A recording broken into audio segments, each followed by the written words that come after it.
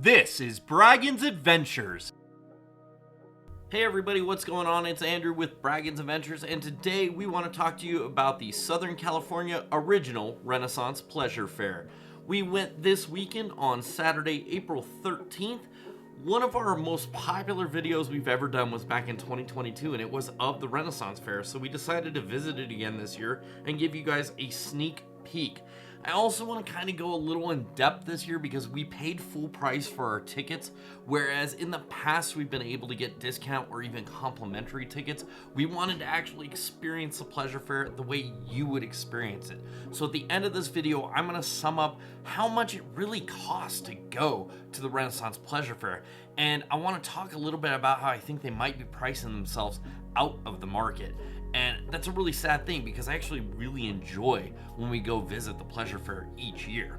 So first, let's talk about shows and entertainment. There's a wide variety of stages located throughout the grounds, and there's some really talented performers and some very entertaining shows. Now, some of the comedy and performances are skewed to an adult nature, so just keep that in mind. If you're taking some young kids, the jokes are probably gonna fly over their head, but if you're taking kids maybe in the teenage range, you might want to steer clear of some of these shows. A prime example is in that last clip. I had to cut a lot of the footage out because they had banners held up that had some inappropriate for this channel language on it, so do please keep that in mind. Past that, there's some really cool acts with some fire whips, regular whips, juggling acts, magic tricks, comedians, just some phenomenal performances in addition to some of the musical acts, which are also really great. And this is all on top of the roaming entertainment like the Queen's Parade, which happens once a day right in the middle of the day. There's also jousting, a jousting show available in the very back, but you do need to arrive early for that. We actually did not get a chance to see it, and we were there pretty close to the start time for one of the shows. It was recommended that you arrive 30 to 45 minutes before showtime for the jousting, as it is one of the most popular productions there. For most of the other stages though, you can literally walk by and see the show going on, stop and watch it for a bit, grab a seat on a hay bale, and then go on about your day. Before we move on into the next section, I do want to just talk about the cost of admission real quick. It's $42 a person plus all the taxes and fees. If you're gonna stay the whole day and watch every single one of these shows, or as many as you can, there's probably some great value there. Most people like ourselves, we're gonna spend 3, maybe 4 hours at the Ren Fair, so you do want to keep that in mind. All right, they have this whole gaming section. It's a whole row of different games like carnival style games, archery, axe throwing, that kind of stuff. We participated in turtle racing, and spoiler alert, I picked Turtle 13 and Turtle 13 won the race. This was super fun. It's a $5 bet basically, and you do win prizes at the end of the day.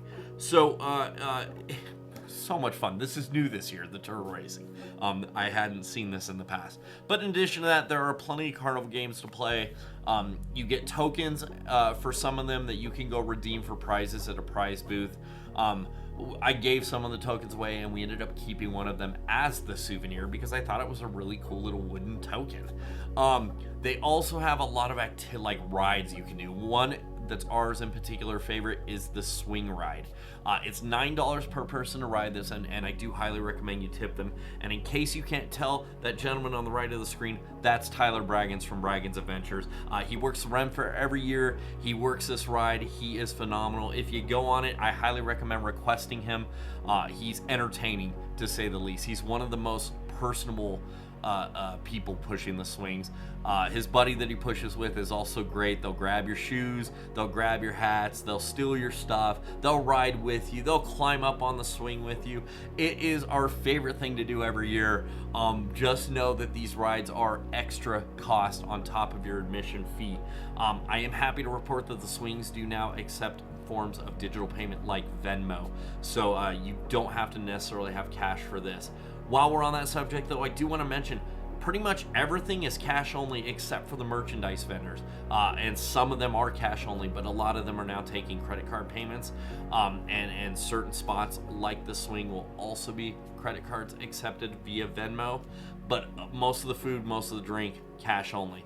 So I would get that cash out before you come, because the ATM fee there is $4.50. The ATM lines can be really long, and that's on top of whatever fees your bank's going to charge you. All right, let's talk food and beverage now. There is a huge food court right kind of in smack dab in the middle, with a bunch of vendor booths. Again, cash only at these booths, and the lines can get really long at the lunch hour and then again at the dinner hour. So plan on eating either a little early or a little later than those normal times that you might go. There's a nice variety of food, but unfortunately in recent years, the size of the portions has gone down and the price of the food has gone up. It's happening, worldwide. It's inflation. It is what it is, but just do keep that in mind. As far as food goes, my highest recommendation for you is going to be to hit that potato stand. Those loaded baked potatoes, there's value there. We'll talk about the sandwiches we had in just a minute. There are beer stands located everywhere throughout it. It's pretty much all the same beer, and they're expensive. They're coming in at $16 to $18 a beer. We usually go for these Kona Big Waves because they are a larger can. They're 25 ounces. So I guess you're getting a little bit of value there. Whereas if you pick like one of the 12-ounce cans, you're still paying the same $16 or $18 for that. We opted this year to go to the sandwich stand. And we tried one of everything on the menu. They've got a pastrami, a roast beef, and a barbecue beef. The sandwiches were okay. The pastrami's the winner there. The roast beef one was a little chewy. The barbecue beef was good, but I think that was really only because of the barbecue sauce. And I'm sorry, $14 a sandwich. Not one of these was a $14 sandwich. Pastrami got the closest. I would have paid $10 or $11 for that, but the rest of them we were thinking maybe a $7 to $9 price range for these sandwiches, and unfortunately you're paying double that. These are $14 sandwiches, and again, cash only. Waters are coming in at $6 all around the park. Pickle snacks going to be $6. Food wise, plan on spending, if you have one meal there and you're a single person, plan on spending anywhere from $12 to $30 just for your one meal. If you're taking a family, obviously you're gonna multiply that. And again, I'm gonna talk about the money a little more in just a moment. Overall, we love the Ren Fair. I'm not trying to discourage you from going. I think it's a great spot to go. Obviously, I want you to go support all those vendors that are there. This is how they make their living. They travel Ren Fair to Ren Fair around the nation. They're selling handmade stuff. This isn't stuff you're going to get on Amazon. This is all handmade. So you can buy your Ren Fair costume on Amazon, sure, but it's going to be machined out of China, perhaps. Or you can go here and buy one and get it handmade. I've got a kilt that I bought 3 years ago there that I absolutely love. It's a high quality kilt. Some great jewelry. We always get coffee and tea there, and honeys. Just really neat stuff. So please go support the vendors. Definitely go get a bite to eat. Check out all the shows that you can, and go say hi to Tyler over on the swing. Let's talk money. Parking for base parking is going to be $12. Like I said, your admission tickets with plus all fees and stuff are $42. So for two people, it comes out to $91.46. 3 beers total that day, $48. We paid one ATM fee of $4.50. We both rode the swing and then tipped $5 to our pushers. And then we grabbed 1 water and 3 sandwiches at $48, bringing our total to $226.96, plus the cost of all this really cool merchandise you're checking out. Again, guys, go check out the Ren Fair. Have a good time. Just know it's not a cheap place to hang out for the day. But hey, thanks so much for watching, and we'll see you on the next adventure.